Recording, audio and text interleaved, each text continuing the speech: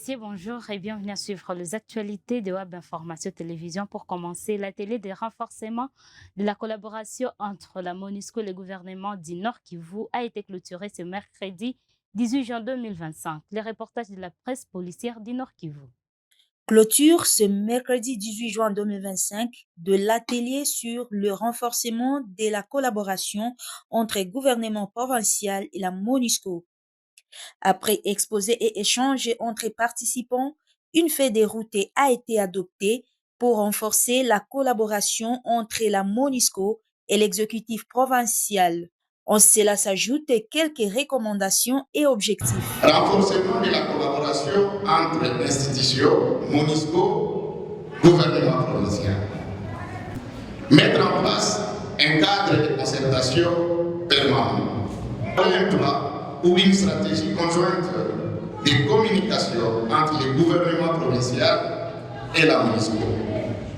La responsabilisation des structures de la société civile, des autorités locales et des services de l'État dans la mise en œuvre des activités et projets sur terrain. Lutte contre les groupes armés. Le renforcement de la cohésion sociale et de la participation citoyenne. Les participants ont émis quelques impressions. L'atelier nous a permis de comprendre les enjeux et les défis liés à la collaboration entre le gouvernement provincial et son partenaire, la MONUSCO, pendant cette période d'état de siège. Nous remercions sincèrement les organisateurs pour la tenue de cet atelier enrichissant. Le représentant du chef de bureau de la MONUSCO Béni a remercié à son tour les participants. Notre chargé de vous transmettre ces salutations et ces plus vifs remerciements en rapport avec la tenue de ce atelier. Pour le maire de ville de Béni, cette session était en même temps informative et pédagogique. J'espère que les connaissances acquises pendant ces 3 jours nous permettront, chacun ce qui le concerne, de renforcer nos stratégies afin de fournir des réponses rapides à notre population dans le cadre de la protection civile. Le vice-président de l'Assemblée provinciale souhaite que cette collaboration puisse pousser la population à réduire les sentiments anti-MONUSCO. Je suis convaincu que grâce à votre sincère engagement et collaboration, vous parviendrez à mener ces projets à bien et à contribuer au rétablissement de la confiance de la population avec la MONUSCO. Avec confiance, le vice-gouverneur de la province a clôturé l'activité tout en appelant les participants à demeurer unis. Confiance renouvelée, je déclare que l'atelier sur le renforcement de la collaboration entre le gouvernement provincial du Nord Kivu et la MONUSCO. Restons mobilisés, restons unis et avançons ensemble vers l'avenir de paix, de dignité et de sécurité pour tous. Je vous remercie. Dans ces actualités, les usagers de la route nationale Mbao-Kamango de 79 km de longueur ne se plaignent plus de son état, mais se disent soulagés de sa réhabilitation qui leur facilite actuellement les transports, mais aussi le renforcement des échanges commerciaux et transfrontaliers entre la République démocratique du Congo et l'Ouganda, mais aussi facilite les opérations conjointes menées par les forces armées de la République démocratique du Congo et les UPDF. Les détails. Réhabilitation de l'axe routier Mbao-Kamango Nord Kivu et projet phare du gouvernement provincial approche son achèvement avec un taux d'exécution de 85%. Les vice-gouverneurs de la province du Nord Kivu, les commissaires divisionnaires Louis Segou Karawa, à ce mercredi 18 juin 2025, inspecté les travaux menés avec professionnalisme par la Société des services Viumbira SSV. Cette route de plus de 75 km est bien plus qu'une simple voie de circulation, elle est un moteur de développement. Le vice-gouverneur Karawa a souligné l'importance économique de la réouverture de cet axe routier pour les coopératives qui pourront désormais investir plus facilement dans la chefferie du Watalinga. L'objectif est clair, renforcer l'utilisation du franc congolais et ainsi réduire la dépendance à la monnaie ougandaise dans cette partie du territoire des Bénin.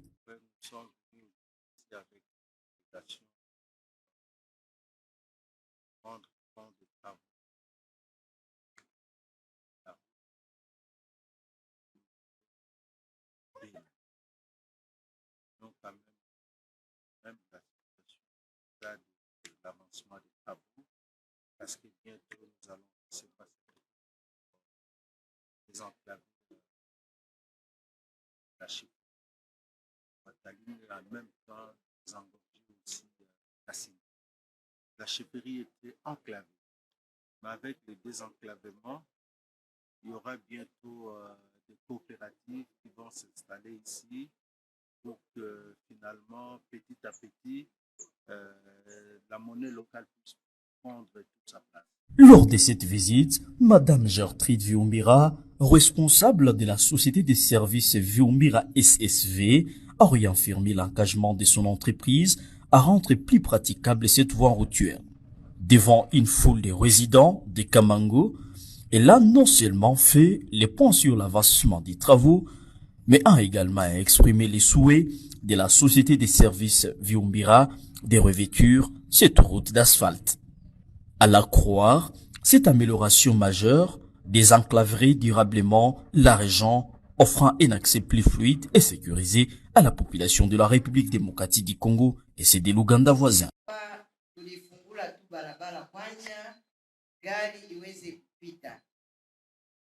Sasa gari inapita, tutashughulikia vilalo kutoka pale. Mungu akipenda, umkaze tuliwahi tutie hata kudro. La satisfaction est palpable parmi les populations des Kamango et Nobili. Elle salue unanimement les projets du gouvernement provincial dirigé par le général-major Kakule Somo Évariste et l'efficacité de la société des services Viumbira SSV. Avec cette route, désormais considérée comme sûre et sans danger, les usagers ne cachent pas leur sentiment de joie, signe de véritable soulagement après des années d'isolement. Ces projets de réhabilitation du tronçon routier Mbao-Kamango marquent les débuts d'une nouvelle ère de prospérité pour la chefferie du Watalinga en particulier et du territoire des Béni en général. Sous l'impulsion du commandant suprême et chef de l'État Félix-Antoine Tshisekedi Tshilombo, les nouveaux recrues de l'unité Tigre du centre de formation de Moura à Likasi se disent prêts à défendre l'intégralité du territoire après une formation suivie. Le colonel diplômé supérieur d'état-major Zanzate Semba Medardo, commandant du centre d'instruction de Moura, a présidé mardi une parade solennelle en l'honneur des recrues de la brigade Tigre, marquant la fin officielle de leur formation avant leur déploiement futur.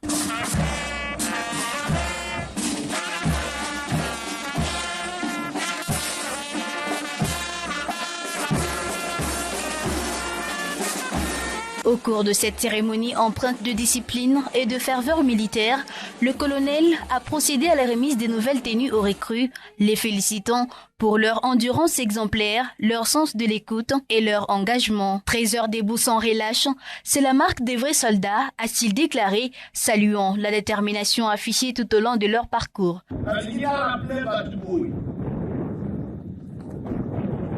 Équipement militaire aussi les mots. Et qu'on détermine suite na yo lobby. Batela teni équipement aussi le ko la liso na yo. Soldat azalaka musicien te. Aussi téléphone, TikTok. Ezana tina mon côté pour un soldat. Le colonel Zanza a exhorté les militaires à maintenir une discipline irréprochable en attendant la venue prochaine du chef d'état-major général, seule autorité habilitée à officialiser leur déploiement opérationnel. En guise de reconnaissance, il les a confirmés soldats de deuxième classe dans l'attente de la confirmation hiérarchique finale. Au chef d'état-major général, Alobina rassuré avant samedi à Zoya Komonabino.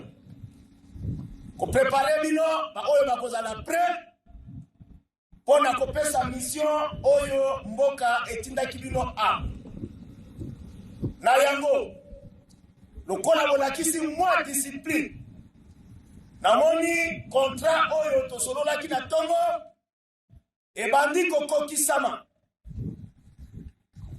Par conséquent, na déclaré bino à partir ya sikoyo soldat de deuxième classe.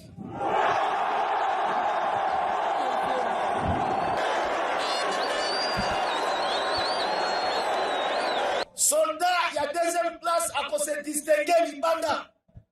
Kolak, etamboli, kofanda, respect et consigne. Parce que azali lisusu liquidité. Ayebi règlement. Est-ce que tu as gagné? Alors, tu signer contrat d'abisso bien. Tu respecter yango jusqu'à ce que mon konzi aya a annoncé départ nabino officiellement. Tu as gagné? Batela équipement oyo ba pesi yo lokola liso. Oyo na kokuta yidi équipement muninga na ye. Ndako na yo ezali prison. La parade s'est clôturée dans une ambiance de liesse marquée par des chants militaires, des danses et une démonstration de cohésion de groupe, soulignant le moral élevé des troupes.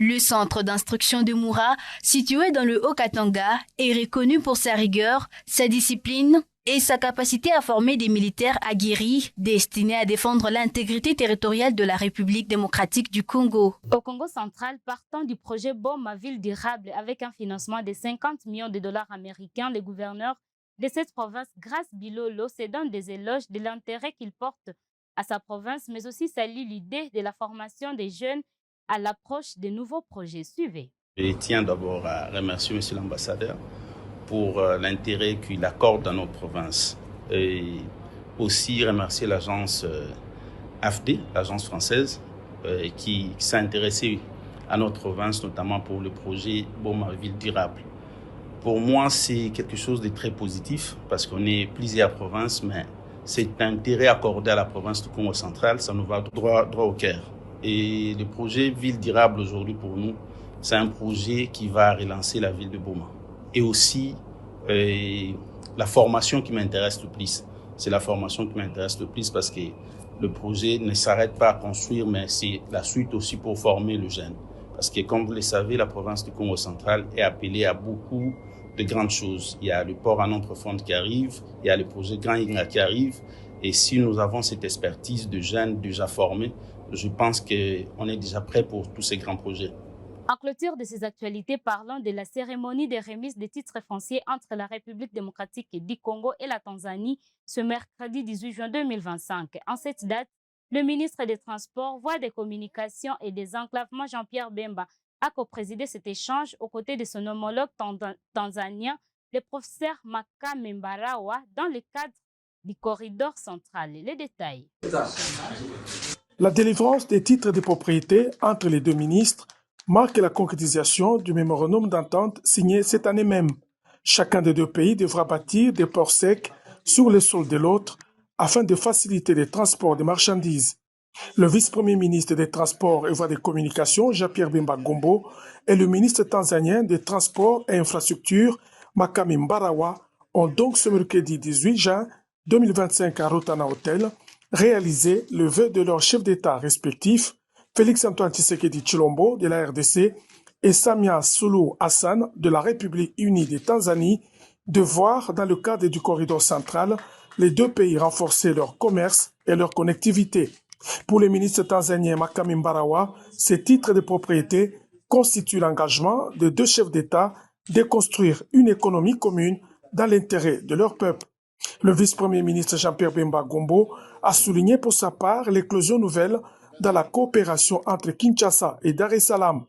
Les bénéfices pour la RDC sont multiples, a-t-il conclu. Ce projet confère plusieurs avantages à l'économie congolaise, notamment la traçabilité du cargo cargo congolais à l'import tant à l'export. La création d'environ 3000 emplois directs et indirects en Tanzanie. L'investissement direct étranger de 300 millions de dollars, la lutte contre la fraude et la contrebande, la libre circulation des biens et des personnes, l'accroissement des recettes dues au trésor public de la RDC, la réduction du délai de dédouanement des marchandises tant congolaises, l'augmentation de la croissance de nos économies. Le gouverneur du Haut-Katanga, Jacques Ablakatoué, a remis officiellement séance tenante les documents au vice-premier ministre Jean-Pierre Bemba, qui les a à son tour transmis à son hôte tanzanien.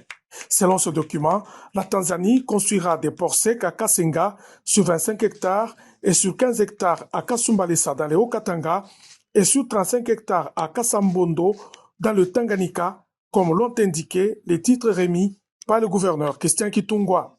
La Tanzanie, de son côté, a cédé au Congo démocratique 25 hectares à Kuala et 15 à Katosho.